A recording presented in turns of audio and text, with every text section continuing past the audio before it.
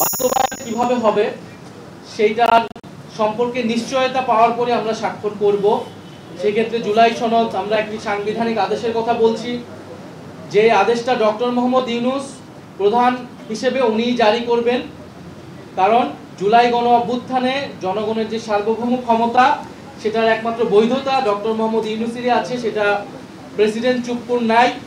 ফলে সাংবিধানিক আদেশ যেটা সংবিধান বহির্ভূত হিসেবে দেওয়া লাগবে, সেটা কোনোভাবেই প্রেসিডেন্ট চুপ্পু দিতে পারবে না, সেটা ডক্টর মোহাম্মদ ইউনূসকে দিতে হবে।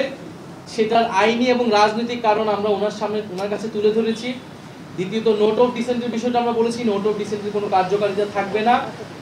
সবাই এই বিষয়গুলোতে ঐক্যমত হয়েছে। জুলাই সনদ যেই বিষয়গুলো উপর রচিত হয়েছে সেটাই পুরোটা গণভোটে যাবে এবং গণভোটের মাধ্যমে অনুমোদিত হলে পরবর্তী সংসদের একটা গাঠনিক ক্ষমতা থাকবে, যার ফলে তারা একটি সংস্কারকৃত একটি নতুন সংবিধান তৈরি করবে। এই পুরো প্রক্রিয়ার সাথে যদি সরকার ঐক্যমত কমিশনের সুপারিশ দিবে, সরকার সেই অনুযায়ী কি সিদ্ধান্ত নেয় সেটার উপর নির্ভর করে আমরা জুলাই সনদে স্বাক্ষরের বিষয়টি বিবেচনা করব।